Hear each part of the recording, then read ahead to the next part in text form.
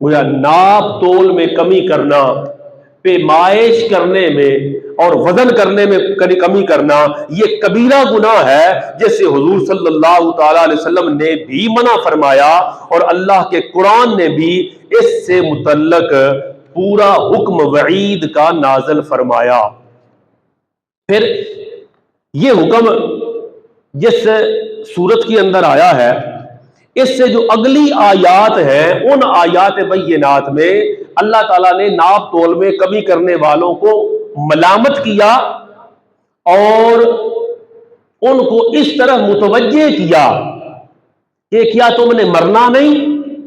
مر کے اللہ کی بارگاہ میں پہنچنا نہیں۔ اب یہ حکم دیکھیں اللہ رب العزت کا اسی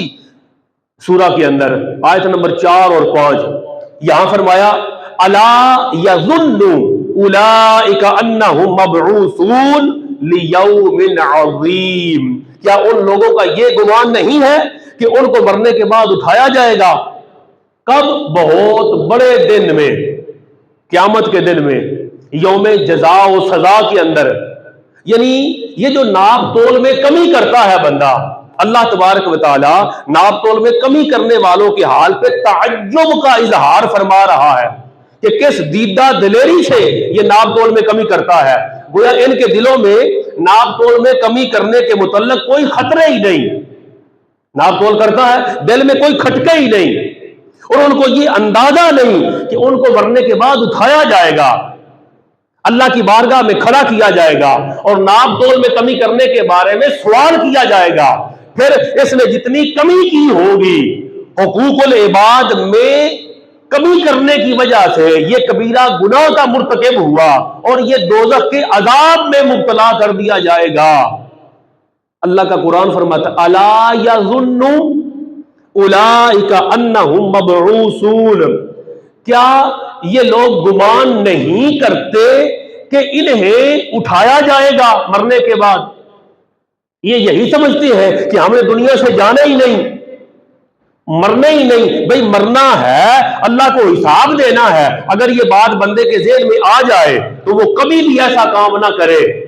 کہ جس سے اللہ رسول نے منع فرمایا۔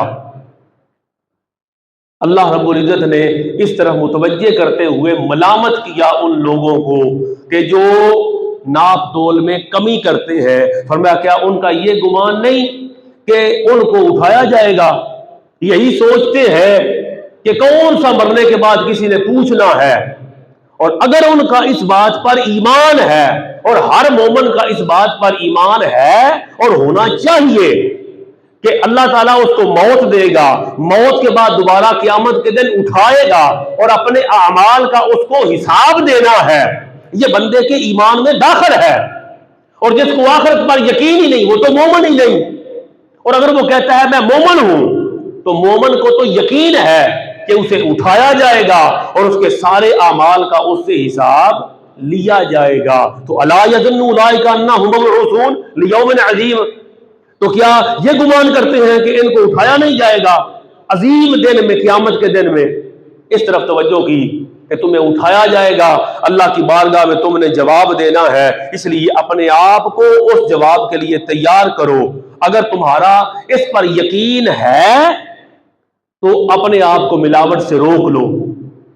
اور ملاوٹ کرنے والوں کا اگر یقین ہوتا تو وہ اپنے آپ کو ملاوٹ کرنے سے، لوگوں کو دھوکہ دینے سے روک لیتے۔ گویا کہ ان کے یقین میں کمی ہے کہ ہم نے کون سا اللہ کو جواب دینا ہے، حالانکہ ان کے ایمان میں داخل ہے کہ ان سے سوال کیا جائے گا۔